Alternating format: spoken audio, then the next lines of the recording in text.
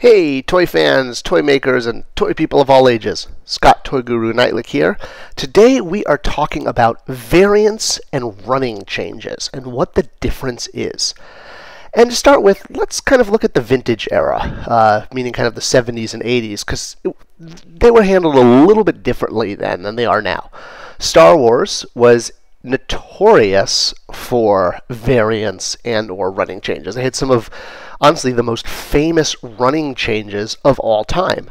Sometimes running changes are very deliberate, like this, where a figure is actually changed late in production to add value. Other times, variants or running changes are created simply because the factory makes changes. And this really doesn't happen today. Factories don't make these sort of arbitrary changes like Yoda's snake color or the Ugnut vest color without consulting the company first, but back in the 80s, it absolutely happened. And it's one of the reasons that Star Wars vintage, or retro, or the 80s line, whatever you want to call it, is notorious for so many changes. Now, a direct running change is when there is a change to a figure that is specifically dictated by the toy company. And the blue and red Snaggletooth in the vintage area is one of the most infamous of all. So for those of you who don't know, for like the 1% out there, I hope I'm not insulting anyone, but it's kind of well known. The blue Snaggletooth came with the Sears Cantina Adventure set as a pack-in figure, and the red Snaggletooth was the single-carded version. And this essentially was because the original sculptors didn't have good reference for the film, thought Snaggletooth was tall and wearing a blue outfit, because the reference was in black and white. Once they figured out he was short and red, a change was made. Now, this was a complete sculpt change. You could almost consider this a completely different figure, as opposed to a running change, because sculpting was involved. And in fact, this figure is so notorious because it was a sculpt running change, which is extremely rare, and that he's wound up part of pop culture, Blue Snaggletooth. He's been, actually made as a legitimate toy in multiple toy lines. Even Gentle Giant did a super huge version of Blue Snaggletooth, which ironically you can pretty much purchase for the same price, about $80, as getting the original blue one. That's about how much the blue one from the 80s goes on the secondary market. Here you can see them side by side. So this was a sculpt running change, and that is so rare that that's probably why Snaggletooth has his place in popular culture and is so well known. This really only happened again because the reference material was for Star Wars, and it was in black and white, and they didn't know what they were sculpting back then. This thing doesn't really happen these days. Usually nowadays reference material is provided by studios in color, and you get multiple shots from up, down, left, right, behind, etc. So you're not going to really see things like this happening in the modern era. Alright, so speaking of the modern era, let's talk about that. Let's talk about exactly what a running change is when figures need to get adjusted by the vendor before they hit market. So a running change is not a variant. A variant is something like this, where a toy company deliberately makes a change to a figure in order to put out a different version. So, for example, this Epic Heroes Marvel Legends Doctor Doom figure from Hasbro was put out in white and in his traditional green outfit. This was not a mistake the vendor made, where suddenly they started making white Doctor Dooms, or, where they got the shade wrong. No, this was a deliberate variant requested by the toy company. So this is not a running change. A running change is a very, very different process, and it usually actually involves a mistake or a correction. So let's look at what that is. So Vulture, for example, had a change to the way his wings attached between the shoulders and the biceps. What that is, and why that happens, is because of the production process. Going from prototype to production, the step between that is called pilot, which the pilot production is when a small run of figures, and this is usually what the minimum run needs to be for the vendor, usually it's either 2,000 or 5,000 pieces. So they're going to run, say, 5,000 pieces, and this is standard across the toy industry. And then the toy maker, be it Mattel or Hasbro or Wicked Cool, whoever it is, Jax, they will get 6 samples of that toy in package from the vendor from that 5,000 unit run, which is the minimum run they can do. Then those toys are reviewed and pulled apart by the toy company. So as a toy marketing manager, I sat through many what are called PP reviews, production pilot reviews.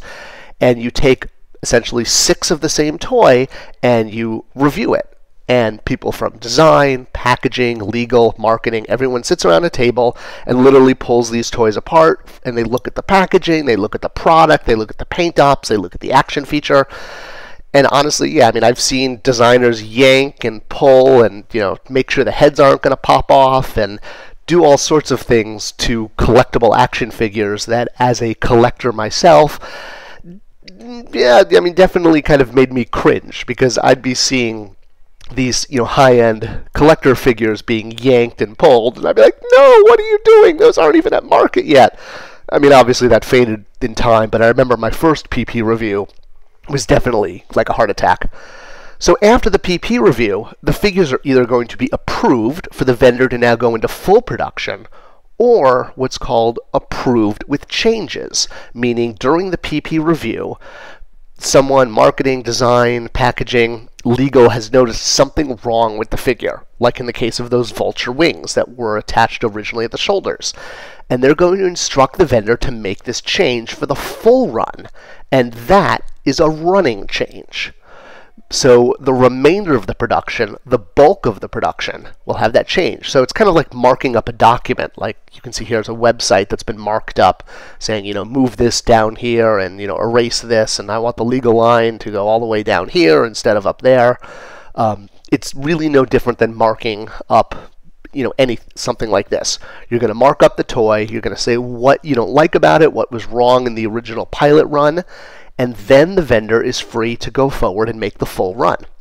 So just to throw out numbers, let's say the full run is 30,000 units. The first 5,000 will be in that production pilot run, and those are going to have what the fans would call the error. So let's look at an example.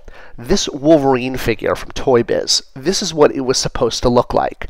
This was Wolverine in his Jim Lee training outfit that Jim put him in a couple issues, and it was known as the 3rd edition Wolverine. Now, he's infamously known by collectors that a certain segment of them have yellow legs, which are the legs from the sort of tiger stripe Wolverine, the more common outfit, not his training outfit. And this was a mistake the vendor made. So this was the Wolverine that the yellow legs were taken from, and the vendor, and I didn't work on this figure, but I'm sort of associating based on my knowledge of working in the industry. They took the legs from this Wolverine and they used them on the training outfit Wolverine incorrectly. If you look at the cross-sell on the back, you can see what the Wolverine was supposed to look like. He was supposed to be in his training outfit with the blue legs. He was not supposed to have the yellow legs. There he is down there next to Sabretooth. So the vendor obviously swapped legs. They gave production pilot samples to Toy Biz. Toy Biz looked at them and said, "Oh, you guys are using the wrong legs. Please fix them." So they then issued the correct one, but it doesn't stop sort of a small number / large number of units from getting out there, because the production pilot run has to be the minimum run a factory can do, and that's going to be between 2,000 and 5,000 units. They can't just run 8 units for a production pilot. They have to do the minimum run, which means a good couple thousand units are going to get out there to the public with the wrong parts, the wrong assembly, the wrong wing assembly.